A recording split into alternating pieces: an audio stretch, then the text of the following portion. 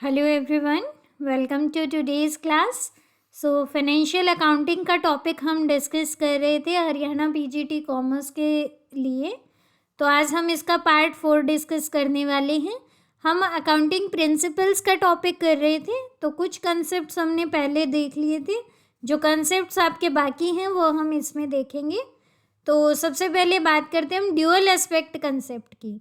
Dual aspect concept का मतलब ये है कि हर ट्रांजैक्शन के दो एस्पेक्ट हैं और हम दोनों को रिकॉर्ड करते हैं, यानी हर ट्रांजैक्शन कम से कम दो अकाउंट्स को अफेक्ट करेगी ही करेगी।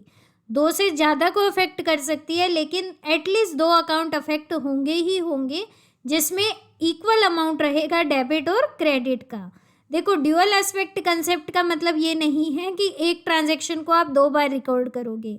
इसका मतलब ये है कि हर ट्रांजैक्शन के दो एस्पेक्ट हैं। एक एस्पेक्ट को हम डेबिट करेंगे, एक को क्रेडिट करेंगे। दो से ज़्यादा अकाउंट अफेक्ट हो सकते हैं, लेकिन दो अकाउंट एटलीस्ट अफेक्ट होंगे ही होंगे। और डेबिट और क्रेडिट की अमाउंट जो है वो बराबर होगी, यानी कोई ट्रांजैक्शन की वजह से अगर 10,000 का अकाउंट डेबिट हुआ है तो 10,000 का क्रेडिट भी होगा। ठीक है, अब इसके इम्प्लीकेशंस क्या हैं? देखो, इसी की वजह से ट्रायल बैलेंस टैली करता है। ट्रायल बैलेंस आपको पता है क्या होता है? जैसे हमने जितने भी लेजर अकाउंट बनाए हैं उनके बैलेंसेस हम निकालते हैं और उसके बाद हम ट्रायल बैलेंस बनाते हैं। अब ट्रायल बैलेंस जब आप बनाते हो तो उसमें क्या होता है कि डेबिट बैलेंस एक साइड दिखाते हो और जिन अकाउंट्स के क्रेडिट बैलेंस है वो दिखाते हो। तो डेबिट और क्रेडिट की अमाउंट हमेशा इक्वल होती है। क्यों इक्वल होती है? क्योंकि जब आपने जर्नल एंट्री पास की थी उसी टाइम पे आपने डेबिट और क्रेडिट की अमाउंट इक्वल रखी थी। ठीक है, तो ये आपका ड्यूअल एस्पेक्ट कंसेप्ट है जिसपे डबल एंट्री सिस्टम बेस्ड होता है। ठीक है, देन देखो, इसमें ये भी एक इसकी इम्प्लीकेशन है कि बैलेंस शीट आपकी टैली करती है, वो भी इसी वजह से करती है। Asset is equal to liabilities plus capital, ये इक्वेशन ट्रू होती है। कैसे? देखो, एसेट का बैलेंस क्या है? डेबिट होगा, और लायबिलिटीज और कैपिटल दोनों का बैलेंस क्या होता है? क्रेडिट होता है। तो डेबिट और क्रेडिट इक्वल होते हैं, इसलिए आपका ये इक्वेशन भी इसी एस्पेक्ट की वजह से, इसी कंसेप्ट की वजह से आपकी ट्रू होती है। ठीक है, तो आपके पास इस तरह से क्वेश्चन आ जाता है कि ट्रायल बैलेंस टैली होता है या ट्रायल बैलेंस में डेबिट और क्रेडिट बैलेंस इक्वल होते हैं। ऐसा क्यों होता है? तो वो ड्यूअल एस्पेक्ट कंसेप्ट की वजह से होता है। ठीक है, देन देखो, रेवेन्यू रिकॉग्निशन कंसेप्ट। अगला कंसेप्ट है आपका रेवेन्यू रियलाइजेशन कंसेप्ट। इसका मतलब क्या है? देखो, मान लो आपने 1 तारीख को आपको ऑर्डर मिला कोई भी सामान बेचने का। ठीक है, किसी ने आपको ऑर्डर दिया कि आप हमें इतना सामान दे दो। आपने 10 तारीख को वो सामान उनको दे दिया, भेज दिया। अब आपको पेमेंट मिलती है 20 तारीख को। तो अब क्वेश्चन ये आता है कि आप किस दिन ये मानोगे कि आपको रेवेन्यू मिल गया? तो आप मानोगे 10 तारीख को, क्योंकि 10 तारीख को आपने गुड्स ट्रांसफ़र कर दी। 10 तारीख को गुड्स से आपकी ओनरशिप हट के सामने वाले की ओनरशिप हो गई। तो जब ओनरशिप ट्रांसफ़र होगी तो उस टाइम हम मान लेंगे कि हमारा रेवेन्यू रियलाइज हो गया है। यानी आप ट्रांजेक्शन करोगे 10 तारीख को। 1 तारीख को क्यों नहीं करोगे? क्योंकि अब तक आपको ऑर्डर मिला है, अब तक आप लीगली क्लेम नहीं कर सकते वो पैसा।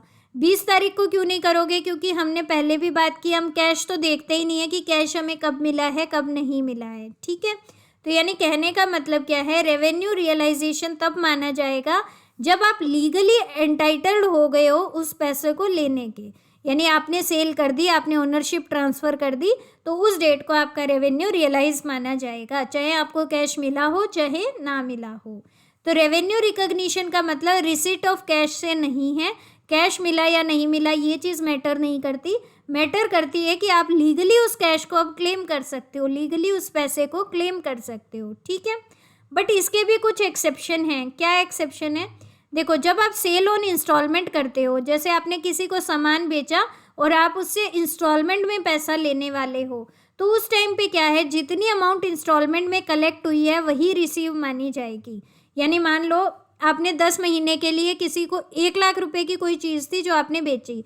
अब आपने डील ये की है कि बंदा हर महीने 10,000 रुपये आपको देगा। अब ये चीज़ देखो, आपके हर महीने 10,000 अगर आपको मिले तो ही वो आपका रेवेन्यू माना जाएगा। ऐसे नहीं कि अब इस महीने के 10,000 ड्यू हो गए तो हम ड्यू होने पे रेवेन्यू नहीं मानेंगे। ठीक है, ड्यू तो हो गए, हम लीगली उसको क्लेम कर सकते हैं। तो रेवेन्यू रियलाइजेशन कंसेप्ट तो ये कहता है कि जब आप उसको क्लेम कर सकते हो लीगली, तो उस टाइम पे उसको रेवेन्यू मान लो। लेकिन अभी हम इसको रेवेन्यू नहीं मानेंगे, ये इसकी एक एक्सेप्शन है कि इंस्टॉलमेंट में जब हम सेल करते हैं तो जितनी इंस्टॉलमेंट हमें एक्चुअल में रिसीव हुई है उस अकॉर्डिंग हम अपना रेवेन्यू मानेंगे, ठीक है। देन दूसरा देखो, दूसरा है कि जो लॉन्ग टर्म कंस्ट्रक्शन प्रोजेक्ट होते हैं जो कई कई सालों तक चलते हैं, मान लो आपको कोई डैम बनाने का प्रोजेक्ट मिल गया, कोई बहुत बड़ा ब्रिज बनाने का, टनल बनाने का प्रोजेक्ट मिल गया, तो उस टाइम पे क्या है कि देखो अब आपको पूरा कॉन्ट्रैक्ट होगा, आप पूरी तरह से आप लीगली एंटाइटल्ड तो तब होगे पेमेंट लेने के, ठीक है। लेकिन उस केस में क्या होता है, जितना पार्ट आपका कंप्लीट हो गया ना कॉन्ट्रैक्ट का, उतना रेवेन्यू हम रियलाइज्ड मान लेंगे। मान लो 1 करोड़ का पूरा प्रोजेक्ट था, आपने उसका 25% काम कर दिया, ठीक है, तो 25 लाख रुपए जो हैं वो आप रियलाइज्ड मान लोगे, ठीक है। देन देखो माइनिंग के केस में क्या होता है, माइनिंग मतलब जो आप कोयला खदान वगैरह जो आपकी हैं, उस केस में हम रेवेन्यू मानते हैं जितना प्रोडक्शन हुआ है उस अकॉर्डिंग, ठीक है। तो जिस साल में प्रोडक्शन हो गया उतना रेवेन्यू हम रियलाइज्ड मान लेंगे, चाहे आपने उसमें से कुछ भी सेल ना किया हो। तो माइनिंग के केस में क्या होता है, प्रोडक्शन के अकॉर्डिंग रेवेन्यू माना जाता है, ना कि सेल के अकॉर्डिंग, ओके। तो ये 3 एक्सेप्शन है इसकी रेवेन्यू रियलाइजेशन कंसेप्ट की।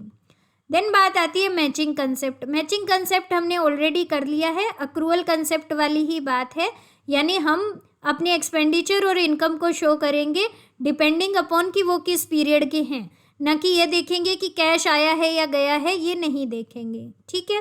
तो इसका मतलब क्या है, मैचिंग कंसेप्ट में मैच क्या कर रहे हैं हम, एक पीरियड के सारे रेवेन्यू लेंगे और उस रेवेन्यू को कमाने के लिए जितने भी एक्सपेंडिचर हुए हैं वो सारे लेंगे, चाहे वो हमने कैश में दिया है या नहीं दिया है, ठीक है। तो इन दोनों को हम मैच करेंगे तो ही हमें सही प्रॉफिट या लॉस पता लग पाएगा। क्योंकि मान लो अब आपने अगले साल का रेंट इस साल दे दिया, तो वो आपने दे तो दिया लेकिन वो इस साल का खर्चा तो नहीं है, तो हमें इस साल के खर्चे में उसे शो नहीं करना है, तो उसको हम माइनस कर देंगे, ठीक है। तो इसकी इम्प्लीकेशन क्या है, एक तो वही है कि आउटस्टैंडिंग एक्सपेंसेस को हम ऐड करते हैं और प्रीपेड एक्सपेंसेस को माइनस करते हैं। इसी तरह से जो इनकम आपको एडवांस में रिसीव हुई है उसको हम माइनस कर देंगे। क्यों माइनस कर देंगे, क्योंकि वो आपकी इस पीरियड की नहीं है, ठीक है, वो आपको अगले पीरियड की इनकम है तो वो इसमें शो नहीं करेंगे। इसी तरह से income accrued but not received, इसका मतलब क्या हुआ, इनकम अराइज तो होगी लेकिन अब तक आपको मिला नहीं है। जैसे आपने सेल तो कर दी लेकिन सेल से अभी तक पैसा मिला नहीं है, वो उधार है अभी तक, तो वो भी आप इसी पीरियड की इनकम मानोगे, ठीक है, तो वो आप ऐड कर दोगे। इनकम रिसीव्ड इन एडवांस को माइनस कर देंगे क्योंकि वो इस पीरियड की नहीं है, और अक्रूड इनकम जो है उसको ऐड कर देंगे क्योंकि वो इस पीरियड की है, चाहे आपको कैश ना मिला हो। देन देखो क्लोजिंग स्टॉक जो है वो हम अगले साल कैरी फॉरवर्ड करते हैं। मैंने आपको बताया था कि इस साल का क्लोजिंग स्टॉक अगले साल के लिए क्या बनेगा, ओपनिंग स्टॉक बनेगा। तो अब ऐसा हम क्यों करते हैं, क्योंकि देखो जो क्लोजिंग स्टॉक पे खर्चा हुआ है, क्लोजिंग स्टॉक यानी क्या, स्टॉक मतलब जो आपका बना है वो आपका इस साल बना ज़रूर है लेकिन वो खर्चा अगले साल माना जाएगा क्योंकि वो इस साल तो बिका ही नहीं ना। जो क्लोजिंग स्टॉक के ऊपर खर्चा हुआ है, यानी जो स्टॉक आपका, क्लोजिंग स्टॉक मीन्स क्या, जो लास्ट में बच गया आपके पास, दैट इज़ क्लोजिंग स्टॉक। तो वो इस साल का खर्चा कैसे मान सकते हैं हम, क्योंकि वो इस साल तो हमारा बना, इस साल तो हमारा बिका ही नहीं, वो अगले साल बिकेगा, तो वो अगले साल का खर्चा माना जाना चाहिए, इसलिए हम क्लोजिंग स्टॉक को नेक्स्ट ईयर में ट्रांसफ़र कर देते हैं। तो ये भी आपसे पूछा जा सकता है कि क्लोजिंग स्टॉक को आप अगले साल में ट्रांसफ़र कर देते हो, ऐसा क्यों करते हो, बिकॉज ऑफ मैचिंग कंसेप्ट, क्योंकि जो क्लोजिंग स्टॉक का खर्चा है वो इस साल का नहीं है, वो अगले साल बिकेगा, तो वो खर्चा भी अगले साल ही काउंट किया जाना चाहिए, ठीक है। देन देखो नेक्स्ट कंसेप्ट है आपके पास ऑब्जेक्टिविटी कंसेप्ट। ऑब्जेक्टिविटी का मतलब क्या होता है, देखो एक होता है सब्जेक्टिविटी, एक होता है ऑब्जेक्टिविटी। सब्जेक्टिविटी का मतलब है जहाँ पर्सनल बायसनेस होती है, और ऑब्जेक्टिविटी का मतलब है जहाँ पे रूल रेगुलेशन के अकॉर्डिंग काम होता है, पर्सनल बायसनेस नहीं होती है। तो इसका मतलब क्या है, ऑब्जेक्टिविटी कंसेप्ट ये कहता है कि आप जो भी ट्रांजैक्शन को रिकॉर्ड करो वो ऑब्जेक्टिव तौर पे करो, ऑब्जेक्टिव मैनर में करो, यानी पर्सनल बायसनेस के अकॉर्डिंग नहीं करो। तो इसका मतलब क्या है, ट्रांजैक्शन जो है वो वेरीफाइएबल होना चाहिए जहाँ तक पॉसिबल हो। यानी जैसे आप कोई भी एंट्री कर रहे हो, मान लो आप 100 रुपये की चीज़ दिखा रहे हो कि हमने 100 रुपये की चीज़ खरीदी है, तो उसका कुछ होना चाहिए आपके पास, कैश मेमो या बिल वगैरह, कुछ ना कुछ आपके पास उसका सोर्स डॉक्यूमेंट होना चाहिए, ठीक है। अब जहाँ पे सोर्स डॉक्यूमेंट नहीं हो सकता, जैसे मैंने आपको एग्जांपल दिया था, प्रोविज़न बनाते हैं हम, प्रोविज़न फॉर बैड डेट्स, अब वो तो आप अपनी मर्जी से बनाते हो, डेप्रिसिएशन आप अपनी मर्जी से बनाते हो। तो जहाँ पे भी आपका डिस्क्रिशन है, आपकी मर्जी चलने वाली है, तो वहाँ पे ये ध्यान रखें कि जितना फेयर बनना चाहिए उतना बनाओ। प्रोविज़न जो है वो अब उसका कोई सोर्स डॉक्यूमेंट नहीं है, लेकिन जब आप प्रोविज़न बना रहे हो तो फेयर तरीका होना चाहिए कि हर साल हमारे 3% के आसपास डेटर्स जो है वो बैड डेट बनते हैं, तो हम 3% का ही प्रोविज़न बनाते हैं, ऐसा नहीं कि 10% बना दिया। ठीक है, तो यानी ऑब्जेक्टिविटी कंसेप्ट ये कहता है कि ट्रांजैक्शन जहाँ तक पॉसिबल हो वेरीफाइएबल होनी चाहिए और उसमें पर्सनल बायसनेस नहीं होनी चाहिए, अगर वो वेरीफाई नहीं हो सकती है तो भी। ठीक है, ऑब्जेक्टिविटी ही देखो एक ऐसी वजह है जिसकी वजह से हम हिस्टोरिकल कॉस्ट कंसेप्ट को फॉलो करते हैं, क्योंकि हिस्टोरिकल कॉस्ट जो है किसी भी एसेट की वो वेरीफाइएबल होती है। ठीक है, तो अगर हम हिस्टोरिकल कॉस्ट को फॉलो कर रहे हैं तो उस कॉस्ट को हम चेक कर सकते हैं, क्योंकि हमने उस एसेट को उस रेट पे परचेज किया है। ठीक है, देन नेक्स्ट देखो अकाउंटिंग कन्वेंशंस का टॉपिक है। अकाउंटिंग कंसेप्ट हमने पढ़ लिए हैं, अभी हम 3 कन्वेंशन पढ़ेंगे, convention of full disclosure, convention of materiality और कन्वेंशन ऑफ कंजर्वेटिज्म या प्रूडेंस जिसको बोलते हैं। उसके बाद हम देखेंगे कि कंसेप्ट और कन्वेंशन के बीच में डिफरेंस क्या होता है। तो पहले देखो convention of full disclosure. Full disclosure मतलब सारी चीज़ें डिस्क्लोज करो। इसका मतलब है कि सारी सिग्निफिकेंट इन्फॉर्मेशन जो है बिजनेस से रिलेटेड वो डिस्क्लोज की जानी चाहिए। इसका मतलब ये है कि आप प्रॉफिट एंड लॉस अकाउंट और बैलेंस शीट बना रहे हो, वो तो आपको बनानी है। उसके बाद भी अगर कोई इन्फॉर्मेशन ऐसी बच जाती है जो इसमें शो नहीं हुई, बैलेंस शीट और प्रॉफिट एंड लॉस अकाउंट में शो नहीं हुई, उसको भी आप डिस्क्लोज करो फुट नोट्स के अंदर, यानी नीचे जो हम नोट्स देते हैं उसके अंदर। जैसे क्या इन्फॉर्मेशन हो सकती है, कॉन्टीजेंट लायबिलिटी। कॉन्टीजेंट लायबिलिटी क्या है, वो लायबिलिटी जो अभी तो आपकी लायबिलिटी नहीं है, लेकिन फ्यूचर में कोई इवेंट के होने या ना होने पे वो आपकी लायबिलिटी बन सकती है। जैसे मान लो आपके अगेंस्ट कोई कोर्ट में केस चल रहा है, तो अभी तो वो आपकी लायबिलिटी नहीं है, लेकिन अगर वो कोर्ट का केस आपके अगेंस्ट डिसाइड हो गया तो फिर वो आपकी लायबिलिटी बन जाएगी। ठीक है, तो ये होता है कॉन्टीजेंट लायबिलिटी, इसकी इन्फॉर्मेशन आपको देनी है। देन मान लो आपने कोई मेथड चेंज किया है, वैल्यूएशन ऑफ स्टॉक का मेथड चेंज किया है, या प्रोविज़न बनाने का चेंज किया है, या डेप्रिसिएशन का चेंज किया है, तो वो मेथड में चेंज जो है वो भी आपको फुटनोट में शो करना है। देन इसी तरह से जो आपकी इन्वेस्टमेंट है उसकी मार्केट में आज की डेट में क्या वैल्यू है, ये भी आपको इसमें शो करना है। ठीक है, तो कहने का मतलब है कन्वेंशन ऑफ फुल डिस्क्लोजर ये कहती है कि आप जितनी भी इंफॉर्मेशन है जो रेलेवेंट है वो सारी आप दिखाओ, सारी आप डिस्क्लोज करो। लेकिन फुल डिस्क्लोजर का मतलब ये नहीं है कि आप अपने सीक्रेट भी डिस्क्लोज करो, कि हर एक चीज़ आपको डिस्क्लोज करनी ही करनी है, लेकिन कोई भी सिग्निफिकेंट इन्फॉर्मेशन है तो वो आपको ज़रूर डिस्क्लोज करनी है। ठीक है, अब ये आपके पास क्वेश्चन आ सकता है कि हम फुटनोट्स में आइटम शो करते हैं, वो किस वजह से करते हैं, वो कन्वेंशन ऑफ फुल डिस्क्लोजर की वजह से ही करते हैं। ठीक है, चलिए नेक्स्ट करते हैं हम कन्वेंशन ऑफ मटीरियलिटी। ये बिल्कुल अपोजिट है कन्वेंशन ऑफ फुल डिस्क्लोजर के। कन्वेंशन ऑफ फुल डिस्क्लोजर क्या कहता है कि फुल डिस्क्लोज करो, सारी चीज़ें डिस्क्लोज करो। कन्वेंशन ऑफ मटीरियलिटी कहता है कि जो मटीरियल इन्फॉर्मेशन है, जो इम्पॉर्टेंट इन्फॉर्मेशन है, जो मीनिंगफुल इन्फॉर्मेशन है, सिर्फ उसी को शो करो। यानी कन्वेंशन ऑफ मटीरियलिटी कहता है कि सिर्फ रेलेवेंट और मीनिंगफुल इन्फॉर्मेशन ही डिस्क्लोज की जानी चाहिए। अब रेलेवेंट इन्फॉर्मेशन क्या होगी, ये देखो डिपेंड करता है, जैसे साइज ऑफ बिजनेस पे डिपेंड करेगा। अब कोई छोटी शॉप है, उसके लिए 1000 रुपये की चीज़ भी बहुत बड़ी हो सकती है, और मान लो रिलायंस इंडस्ट्रीज़ है, उसके लिए 1000 रुपये की चीज़ उतनी इम्पोर्टेंट नहीं है। ठीक है, तो ये चीज़ आपको ध्यान देना है कि मटेरियल इन्फॉर्मेशन जो है, जो रेलेवेंट इन्फॉर्मेशन है, जो काम की इन्फॉर्मेशन है, जो कि रिलेटेड पार्टीज़ को पता होना चाहिए, वो आपको शो करनी है। तो मटीरियलिटी की कन्वेंशन ये कहती है कि इररेलेवेंट इन्फॉर्मेशन आपको शो नहीं करनी है। ठीक है, देन देखो कन्वेंशन ऑफ कंजर्वेटिज्म या प्रूडेंस जिसको बोलते हैं। कंजर्वेटिज्म का मतलब होता है सेफ खेलना। ठीक है, इसको मतलब क्या है, सेफ खेलना। इसका मतलब क्या है कि आप अपने जितने भी लॉसेस होते हैं उनके लिए तो आप प्रोविज़न बनाते हो, बट जितने भी आपको फ्यूचर में प्रॉफिट होने वाले हैं उसको आप इग्नोर कर देते हो। ठीक है, यानी आप फ्यूचर के अंदर अगर आपको लगता है कोई लॉस होने वाला है, कोई खर्चा होने वाला है, उसके लिए आप प्रोविज़न बनाते हो, बट जो एंटिसिपेटेड प्रॉफिट है, यानी फ्यूचर में आपको उम्मीद है कि यहाँ से मुझे प्रॉफिट मिल जाएगा, उसके लिए आप कोई भी प्रोविज़न नहीं बनाते हो, ठीक है। तो इस कन्वेंशन के अकॉर्डिंग ही सारे प्रोविज़न बनते हैं। तो अगर आपके पास क्वेश्चन आ जाए कि प्रोविज़न फॉर डाउटफुल डेट्स हम बनाते हैं किस कन्वेंशन के अकॉर्डिंग, तो कन्वेंशन ऑफ कंजर्वेटिज्म के अकॉर्डिंग या कन्वेंशन ऑफ प्रूडेंस के अकॉर्डिंग बनाते हैं, ठीक है। अब देखो, जब भी आपके पास कोई भी ट्रांजैक्शन को रिकॉर्ड करने के एक से ज़्यादा मेथड हैं, तो आप कौन सा मेथड फॉलो करोगे? आप वो मेथड फॉलो करोगे जिसमें आपका इमीडिएट इफेक्ट लीस्ट फेवरेबल हो, यानी कि सबसे कम फेवरेबल हो। यानी आपके अकाउंट्स में हम ये मान के चल रहे हैं भाई अपने को अपना प्रॉफिट कम ही दिखाना है, ठीक है। तो उस तरीके से आप रिकॉर्ड करोगे कि इमीडिएट इफेक्ट जो है उसका वो कम से कम हो, कम से कम फेवरेबल हो, ठीक है, ओके। तो यानी जितने भी प्रोविज़न वगैरह हैं वो आप बनाते हो जो फ्यूचर में लॉसेस आपको लग रहे हैं कि हो सकते हैं उसके लिए। देन देखो, कन्वेंशन ऑफ कंजर्वेटिज्म की एप्लीकेशन क्या है। तो देखो, पहला तो ये है कि क्लोजिंग स्टॉक, मैंने आपको पहले भी बताया था कि क्लोजिंग स्टॉक को हम कॉस्ट प्राइस या रियलाइजेबल वैल्यू जो भी कम है उसके ऊपर दिखाते हैं, क्योंकि हम सेफ खेलना चाहते हैं, हम अपनी एसेट को कम दिखाना चाहते हैं, ठीक है।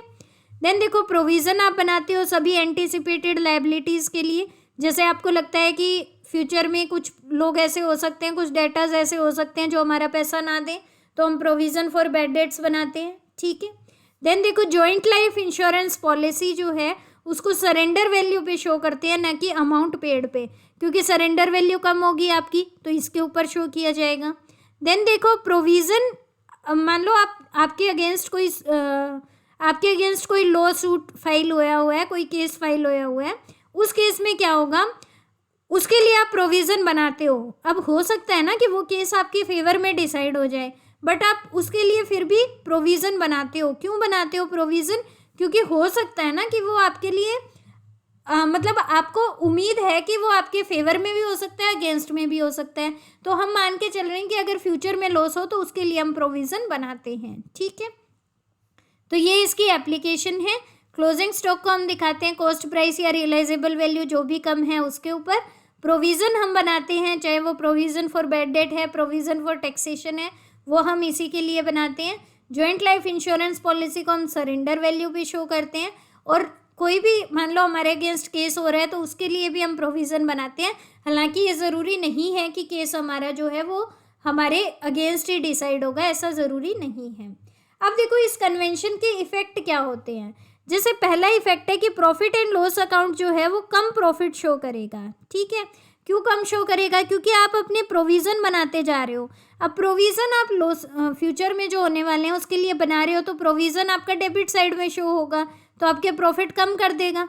जब भी आप प्रोविज़न बनाओगे तो आपके प्रॉफिट तो कम ही बचेंगे ना, क्योंकि प्रॉफिट में से आपने प्रोविज़न बना लिया। अब प्रोविज़न बना लिया तो आपके प्रॉफिट कम बचे, तो प्रॉफिट एंड लॉस अकाउंट में आपके कम प्रॉफिट शो होंगे। दूसरा क्या है कि बैलेंस शीट के अंदर आपकी एसेट कम शो होंगी, लायबिलिटीज़ ज़्यादा शो होंगी, क्योंकि प्रोविज़न क्या होते हैं, लायबिलिटीज़ में शो होते हैं, तो लायबिलिटी ज़्यादा शो होगी, एसेट आप कम शो कर रहे हो। क्यों? क्योंकि जैसे हमने क्लोजिंग स्टॉक की बात की, क्लोजिंग स्टॉक क्या है, आपकी एक एसेट है। अब एसेट के अंदर क्या है, हम जो प्राइस कम है उसके ऊपर शो कर रहे हैं, तो यानी हम अपनी एसेट की अंडर स्टेटमेंट कर रहे हैं और लायबिलिटीज़ की ओवर स्टेटमेंट कर रहे हैं, ठीक है। देन देखो, इसकी वजह से होता क्या है, एसेट को आप कम शो कर रहे हो, लायबिलिटीज़ को आप बढ़ा चढ़ा के बता रहे हो, तो इससे सीक्रेट रिजर्व क्रिएट होते हैं। सीक्रेट रिजर्व क्या होता है, जैसे देखो आपको पता है मतलब यूजुअली क्या होता है, जैसे कुछ लोग नहीं होते बढ़ा चढ़ा के बताते हैं अरे मेरे पास तो पैसे है ही नहीं, जबकि उनके पास पैसे होते हैं। तो वो क्या करते हैं, अपनी एसेट को कम दिखाते हैं और लायबिलिटीज़ को ज़्यादा दिखाते हैं कि मुझे उसको भी देना है, उसको भी देना है। तो ऐसे में वो क्या कर रहे हैं, वो सीक्रेट रिजर्व बना रहे हैं ना अपने पास, कि उनके पास पैसा पड़ा है बट वो डिस्क्लोज नहीं कर रहे हैं, ठीक है। तो ये सीक्रेट रिजर्व बनते हैं इसकी वजह से, और सीक्रेट रिजर्व बनाना फुल डिस्क्लोजर के अगेंस्ट है, क्योंकि कन्वेंशन ऑफ फुल डिस्क्लोजर क्या कहती है कि आपको कोई भी कंडीशन हो आपको सारी इन्फॉर्मेशन डिस्क्लोज करनी है, कुछ भी सीक्रेट नहीं रखना है, ठीक है। तो ये कन्वेंशन ऑफ कंजर्वेटिज्म के इफेक्ट हो गए, ये बहुत इंपॉर्टेंट है, इसमें से लगभग हर बार क्वेश्चन आता ही आता है, ठीक है। देन देखो, अकाउंटिंग कंसेप्ट और अकाउंटिंग कन्वेंशन के बीच में क्या डिफरेंस है। अकाउंटिंग कंसेप्ट देखो, हमने कंसेप्ट भी डिस्कस कर लिए, ये 3 कन्वेंशन भी डिस्कस कर ली। अब इन दोनों में बेसिक डिफरेंस क्या है। अकाउंटिंग कंसेप्ट देखो लीगली एक्सेप्टेंस उनको प्रोवाइड है, यानी कि लीगल बैकिंग है उनकी, लॉ के तौर पे वो उनको यूज़ किया जाता है। बट कन्वेंशन जो है, कन्वेंशन का मतलब क्या होता है, एक प्रथा है, एक रिवाज है, जो बन गया तो बन गया, ठीक है। तो वो कन्वेंशन जो है वो कस्टम के ऊपर बेस्ड हैं, जनरल एग्रीमेंट के ऊपर बेस्ड है, लेकिन लॉ की बैकिंग उसको नहीं है, ठीक है। देन देखो अकाउंटिंग कंसेप्ट जो है वो, अकाउंटिंग जब हम ट्रांजैक्शन को रिकॉर्ड करते हैं, अकाउंट्स बनाते हैं, उस टाइम पे हमारे काम आती है। बट कन्वेंशन जो है वो मेनली फाइनल अकाउंट्स जब हम शो करते हैं, यानी प्रॉफिट एंड लॉस अकाउंट और बैलेंस शीट जब हम शो करते हैं तब काम आती है। क्योंकि हमने जैसे कन्वेंशन ऑफ मतलब फुल डिस्क्लोजर किया, तो उसमें क्या है, फुट नोट बनाओ। फुट नोट कब बनाओगे, जब बैलेंस शीट और प्रॉफिट एंड लॉस अकाउंट बनाओगे तब बनाओगे। तो अकाउंटिंग कंसेप्ट जो है, जैसे ड्यूअल एस्पेक्ट कंसेप्ट है, हिस्टोरिकल कॉस्ट कंसेप्ट है, ये आपके कब काम आते हैं, जब आप ट्रांजैक्शन को जर्नल और लेजर बनाते हो। और कन्वेंशन जो है वो आपकी कब काम आती है, जब आप फाइनल अकाउंट बनाते हो मेनली, ठीक है। देन देखो कोई भी रोल पर्सनल जजमेंट का नहीं होता है अकाउंटिंग कंसेप्ट में, लेकिन अकाउंटिंग कन्वेंशन में होता है। जैसे कन्वेंशन में आपने बोल दिया कन्वेंशन ऑफ फुल डिस्क्लोजर कि फुल डिस्क्लोज करना है, या आपने बोल दिया कन्वेंशन ऑफ मटीरियलिटी कि सिर्फ मटीरियल इन्फॉर्मेशन बतानी है। तो अब क्या मटीरियल है और क्या नहीं है, ये तो पर्सनल जजमेंट के ऊपर बेस्ड होगा ना, ठीक है।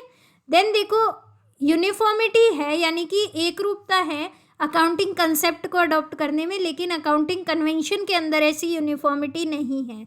मतलब अकाउंटिंग कंसेप्ट को इन जनरल सभी अडॉप्ट करते हैं, बट अकाउंटिंग कन्वेंशन का जो अडॉप्शन है वो अलग अलग लेवल पे अलग अलग देखा जाता है, ठीक है। तो ये अकाउंटिंग कंसेप्ट और कन्वेंशन के बीच में डिफरेंस हो गया। सो आज के लेक्चर में इतना ही था। अकाउंटिंग कंसेप्ट और कन्वेंशन का टॉपिक हमने कवर कर लिया। नेक्स्ट लेक्चर में हम आगे के टॉपिक्स कंटिन्यू करेंगे। So thank you so much for your time. Have a good day.